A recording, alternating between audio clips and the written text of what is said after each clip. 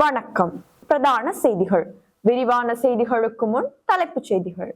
AK ராஜ்ய வரைவை நிராகரித்து சமஷ்டி தீர்வை முன்வைப்பது தொடர்பான கலந்துரையாடல் யாழி. லஞ்ச ஊழல் ஆணையத்தில் முன்னிலையாகாமல் சிங்கப்பூருக்கு பறந்தார் கோட்டாபய. திடீர் மின்னொழுக்கால் பற்றி எரிந்த வீடு, மயிரிழையில் தப்பிய குடும்பம், மட்டக்களப்பில் சம்பவம். மின்சார கட்டண அதிகரிப்பு தொடர்பில் வெளியான தகவல். அல்லைப்பிட்டியில் சுடப்பட்ட வாகன பயணம், முன்னிரவில் நடந்ததை விளக்க மூரவர்கள். பாடசாலைகளில் டெங்கு குடம்பிகளின் சதவீதம் அதிகரிப்பு. போதைப் பொருட்களுடன் கைதான நபர் 10 பகுதிகளில் தொடர் கொள்ளையில் ஈடுபட்டமை அம்பலம். திருகோணமலையில் பண மோசடி, பலர் பாதிப்பு. வவுனியாவில் காவல்துறை விசாரணையில் சிக்கிய பெண் உள்ளிட்ட 3. இவ்வாண்டின் இதுவரையான காலப்பகுதிக்குள் 7 துப்பாக்கிச் சூட்டு சம்பவங்கள் பதிவு. நுவரெலியாவில் கடும் பனிமூட்டம் மற்றும் மழை, சாரதிகளுக்கு விடுக்கப்பட்ட எச்சரிக்கை. இந்தியாவில் கப்பலில் இருந்து தவறி விழுந்த இலங்கையர் ஒருவர் உயிரிழப்பு.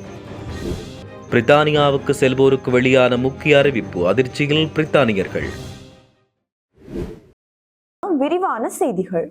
ஏகே ராஜ்ய அரசியலமைப்பை நிராகரிப்பது தொடர்பிலும் தமிழ் தேசம் முறைமை சுயநிர்ணயத்தை அங்கீகரிக்கும் தீர்வை கோருவது தொடர்பிலும் இவற்றை மக்கள் மயப்படுத்துவது தொடர்பிலும் தமிழ் தேசிய பேரவையின் ஏற்பாட்டில் கலந்துரையாடல் ஒன்று இன்று இடம்பெற்றது. இன்று காலை 10:30 மணிக்கு யாழ்ப்பாணம் சட்டநாதர் கோவில் வீதியில் அமைந்துள்ள இளங்கலைஞர் மன்றத்தில் இது நடைபெற்றது.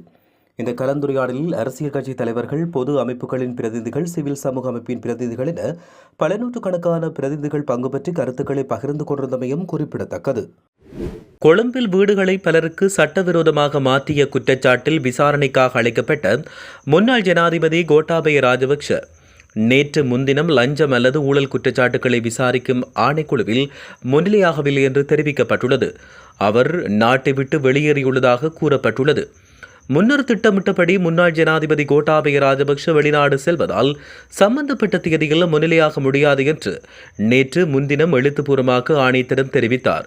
மேலும் அதற்கான வேறு தேதியை வழங்குமாறும் கோரியிருந்தார். அதன்படி எதிர்காலத்தில் வாக்குமூலம் அளிக்க புதிய தேதியை வழங்க ஏற்பாடு செய்யப்பட்டு வருவதாக லஞ்ச ஒழிப்பு ஆணையத்தின் உள்ளக வட்டாரங்கள் உறுதிப்படுத்தியுள்ளன. இந்த பயணம் திடீர் பயணமாக மேற்கொள்ளப்பட்டதல்ல, முன்கூட்டியே திட்டமிட்ட பயணம் என்றும் மேலும் தெரிவிக்கப்பட்டுள்ளது. அதன்படி அடுத்த 16ஆம் தேதி திங்கட்கிழமை லஞ்சம் அல்லது ஊழல் விசாரணை ஆணைக்குழுவில் முன்னிலையாகுமாறு அவருக்கு உத்தியோகபூர்வமாக அறிவிக்கப்பட்டுள்ளது. மட்டக்களப்பு மாவட்டம் போரதீவுப்பற்று பிரதேச செயலாளர் பிரிவுக்குட்பட்ட சுரவணையடியூற்று கிராமத்தில் நேற்று மாலை ஏற்பட்ட பயங்கர தீ விபத்தில் வீடொன்று பகுதியளவில் சேதமடைந்துள்ளது. சுரவணையடியூற்று கிராமத்தைச் சேர்ந்த புவனசிங்கம் சரோஜா தேவி என்பவரின் வீடே இவ்வாறு தீக்கிரையாகியுள்ளது. வீட்டின் உரிமையாளர் அயல் வீட்டில் நின்று கொண்டிருந்த போது வீடு திடீரென்று பற்றி எறிவதைக் கண்ட அயலவர்கள் கூச்சலிட்டுள்ளனர். விரைந்து வந்து பார்த்தபோது வீடு கட்டுப்பாட்டை மீறி எரிந்து கொண்டிருந்தது. இதன்போது வீட்டை சோதனையிட முயன்ற வீட்டின் உரிமையாளருக்கு முகத்தில் தீக்காயங்கள் ஏற்பட்டுள்ளன. அத்துடன் வீட்டிருந்த பெறுமதியான பொருட்கள் மற்றும் ஆவணங்கள் அனைத்தும் தீயினால் முற்றாக அழிந்துள்ளதாக தெரிய வருகிறது. இந்த ஆண்டின் 2வது காலாண்டுக்கான மின்சார கட்டண திருத்தத்துக்கான முன்மொழிவை இலங்கை மின்சார சபை பொது பயன்பாடுகள் ஆணைக்குழுவிடம் சமர்ப்பித்துள்ளது. அதன்படி தொடர்புடைய முன்மொழிவு மின்சார கட்டணங்களில் 13.56% அதிகரிப்பை கோரியதாக கூறப்படுகிறது. ஏப்ரல் 1 முதல் ஜூன் 30 வரையான காலத்திற்கு இந்த மின் கட்டண திருத்தம் கோரப்பட்டுள்ளது. பாடசாலைகளில் டெங்கு குழம்பிகளின் சதவீதம் அதிகரித்துள்ளதாக ஆய்வுகள் தெரிவிக்கின்றன. ஆய்வு செய்யப்பட்ட பாடசாலைகளில் 40% மேற்பட்ட வீதத்தில் தற்போது டெங்கு குடம்பிகள் பதிவாகியுள்ளதாக தேசிய டெங்கு கட்டுப்பாட்டு பிரிவு தெரிவித்துள்ளது. காப்போத சாதாரண தர பரீட்சை நடைபெறும் நிலையங்களில் டெங்கு ஒழிப்பு நடவடிக்கை மேற்கொள்ளப்பட்டு வருவதாக அவர் இதன்பொழுது கருத்து வெளியிட்டார். அல்லிப்பட்டி பகுதியில் அண்மையில் இடம்பெற்ற துப்பாக்கிச் சூட்டு சம்பவத்தில் 17 வயது சிறுவன் உயிரிழந்த சம்பவம் தொடர்பில் பல்வேறுபட்ட கருத்துக்கள் நிலவி வருகிறது. இந்த சம்பவம் தொடர்பாக சமூகத்தில் பெரும் அதிர்ச்சியும் கவலையும் கிளம்பியுள்ளது. இது தொடர்பாக தெரிவிக்கையில், நிலைப்பாட்டை கேட்டறிய சென்றபோது பல இளைஞர்களின் பாதுகாப்பு குறித்து தீவிர கவலை வெளியிடப்பட்டது. இவ்வாறான சம்பவங்கள் மீண்டும் நடைபெறாமல் தடுக்க அதிகாரிகள் கடும் நடவடிக்கை எடுக்க வேண்டும் என்றும் சட்டத்தின் ஒழுங்குகள் தொடர்பில் இளைஞர்கள் விமர்சித்திருந்தனர். இளைஞர்கள் தவறான பாதைக்கு செல்லாமல் இருக்க சமூக மட்டத்தில் பெற்றோர்களின் ஈடுபாடுகள் தொடர்பிலும் சுட்டிக்காட்டப்பட்டதாக தெரிய வருகிறது. பம்பலப்பிட்டிய போலீஸ் நிலைய அதிகாரிகளால் கடந்த 8ஆம் தேதி பத்திரமுல்ல பகுதியில் ஐஸ் போதைப்பொருளுடன் கைது செய்யப்பட்ட 32 வயது சந்தேக நபர் பல குற்றச்செயல்களுடன் தொடர்புடையவர் என்று தெரிய வந்துள்ளது. குறித்த சந்தேக நபர் நீதிமன்றத்தில் ஆஜர்படுத்தப்பட்டு மேலதிக விசாரணைக்காக தடுப்பு காவல் உத்தரவில் வைக்கப்பட்டு விசாரணைகளுக்கு உட்படுத்தப்பட்டுள்ளார். அதற்கமைய சந்தேக நபரிடம் முன்னெடுக்கப்பட்ட விசாரணைகளுக்கு அமைய பம்பலப்பிட்டி, நாரகன்பிட்டி, ஃபேலியகொட, தெமெட்டகொடு, தலங்கம, கொதட்டுவ, மருதான, குருத்துவத்து, பொரள மற்றும் வெலிக்கடை ஆகிய பகுதிகளில் 8 மோட்டார் சைக்கிள் திருட்டுகள் மற்றும் மடிக்கணினிகள் மற்றும் தொலைபேசிகள் உள்ளிட்ட பல பொருட்கள் திருடியதாக தெரிய வருகிறது. திருடப்பட்ட மோட்டார் சைக்கிள்கள், மடிக்கணினிகள் மற்றும் பிற சொத்துக்கள் விசாரணை அதிகாரிகளால் கைப்பற்றப்பட்டுள்ளதோடு சந்தேக நபர் நேற்றைய தினம் அழுத்கப நீதிமன்றில் ஆஜர்படுத்தப்பட்டுள்ளதாக தெரிவிக்கப்பட்டுள்ளது. ஸ்ரீலங்கா டெலிகாம் நிறுவனத்தின் ஊழியர்கள் என தம்மை அடையாளப்படுத்திக் கொண்டு பொதுமக்களின் வங்கி விவரங்களை பெற்று பணத்தை சூறையாடும் பாரிய மோசடியொன்று திருகோணமலை பகுதியில் இடம்பெற்று வருகிறது. கடந்த வியாழக்கிழமை இவ்வாறானதொரு மோசடிக்கு இலக்காகி தம்பதியினர் பெரும் தொகை பணத்தை இழந்துள்ளனர். திருவண்ணாமலையைச் சேர்ந்த ஒருவருக்கு தொலைபேசி அழைப்பை ஏற்படுத்திய மர்ம நபர்கள் தாம் ஸ்ரீலங்கா டெலிகாம் நிறுவனத்திலிருந்து பேசுவதாக கூறியுள்ளனர். நீங்கள் நீண்ட காலமாய் எமது வாடிக்கையாளராக இருப்பதால் உங்கள் கணக்கில் 1,20,000 ரூபாய் பெறுமதியான ஸ்டார் பாயிண்ட் சேர்ந்துள்ளது. அதை பணமாக மாற்றி உங்கள் வங்கிக் கணக்கில் வைப்பிலிட வங்கி விவரங்களை தாருங்கள் என்று நயமாக பேசியுள்ளனர். குறித்த தொகையை 2 கணக்குகளில் பிரித்து வைப்பிலிடுவதாக கூறி பாதிக்கப்பட்ட நபரின் வங்கி விவரங்களையும் அவரின் மனைவியின் வங்கி விவரங்களையும் பெற்றுக்கொண்டனர்.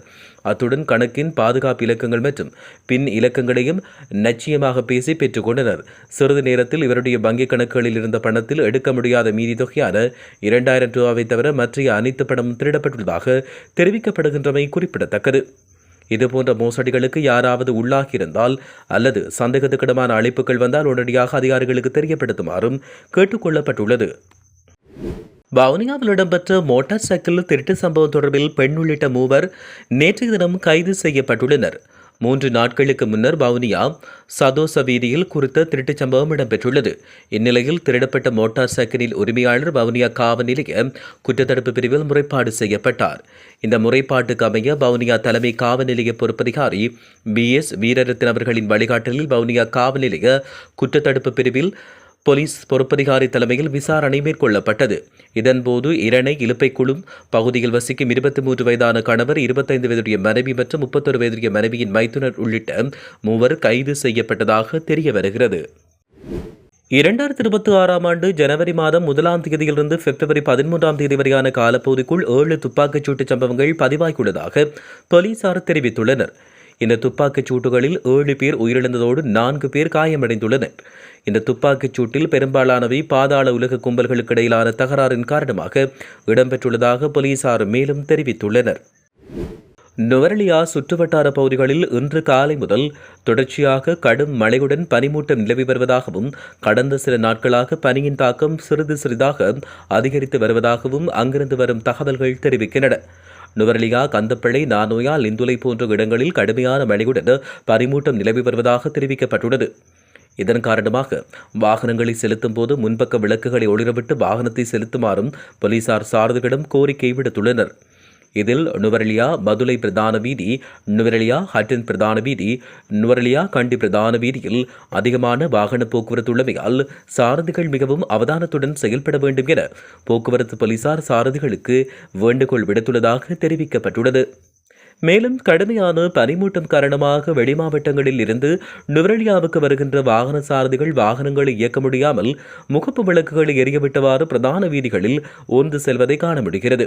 தொடர்ச்சியாக மழை பெய்து வருவதால் குளிரின் தாக்கம் அதிகரித்து காணப்படுவதால் பொதுமக்களின் இயல்பு வாழ்க்கையும் பாதிக்கப்பட்டுள்ளதாக தெரிவிக்கப்படுகின்றமை குறிப்பிடத்தக்கது. இனி சர்வதேச செய்திகள். சிங்கப்பூர் நோக்கி சென்று கொண்டிருந்த ஒரு கொள்கலன் கப்பலில் பணியாற்றிய இலங்கையைச் சேர்ந்த பணியாளரின் உடல் ஹிக்லி ஆற்றில் இருந்து மீட்கப்பட்டதாக சர்வதேச ஊடகங்கள் செய்தி வெளியிட்டுள்ளன.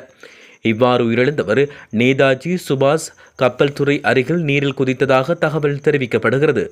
மேலும் தெரிவிக்கையில் அவர் பணியாற்றிய கப்பல் உயிரை மாய்த்து கொண்டிருக்கலாம் என்ற சந்தேகம் காவல்துறையினரால் வெளியிடப்பட்டுள்ளது. அதே சமயம் அவரின் குடும்பத்தினர் எதிர முறைப்பாடு அளிக்க விரும்புகிறார்களா என்பதை அறிவதற்கு இலங்கை உயர்ஸ்தானிகர் ஆலயத்தை தொடர்பு கொண்டு வினவியதாக தெரிவிக்கப்பட்டது. மேலும் முன்னதாக கிடைத்த தகவலின்படி உயிரிழந்தவர் இலங்கை நாட்டைச் சேர்ந்த பண்டாரவத்தை விதானலுக்கு பிரபாஸ்வர தரிந்து என்று அடையாளம் காணப்பட்டார். இவர் கடந்த வியாழன் இரவு 11:26 மணியளவில் ஒரு கப்பல் பணியாளர் துறைமுகம் அருகில் நதியில் குதித்ததாக தெரிவிக்கப்பட்டது. மேலும் ஆரம்பகட்ட தேடுதலில் அவரை கண்டுபிடிக்கவில்லை என்று தெரிவிக்கப்பட்டுள்ளமையும் குறிப்பிடத்தக்கது. பிப்ரவரி 25 முதல் பிரித்தானியாவுக்கு பயணம் செய்யும் இரட்டை குடியுரிமை கொண்ட பிரித்தானிய நபர்கள் கட்டாயம் செல்லுபடியாகும் பிரித்தானிய கடவுச்சீட்டு இருந்தால் மட்டுமே பிரித்தானியாவுக்குள் அனுமதிக்கப்படுவார்கள் என்று தெரிவிக்கப்பட்டுள்ளது. ஆவணத்தை காட்ட வேண்டியிருக்கும் என்றும் உள்துறை அமைச்சகம் எச்சரிக்கை விடுத்துள்ளது. பிரித்தானிய குடியுரிமையும் மற்றொரு நாட்டின் குடியுரிமையும் என இரட்டை குடியுரிமை கொண்டவர்களுக்கு இந்த அறிவித்தல் வெளியாகியுள்ளது. ஆனால் இரட்டை குடியுரிமை கொண்டவர்களுக்கு பிரித்தானியாவில் கடவுச்சீட்டு இல்லையெனில் விமானம், கப்பல் அல்லது தொடர்ந்தில் ஏற அனுமதி மறுக்கப்படலாம் என்று தெரிவிக்கப்பட்டுள்ளமையும் குறிப்பிடத்தக்கது. இத்துடன் செய்திகள் நிறைவடைகின்றன. வணக்கம்.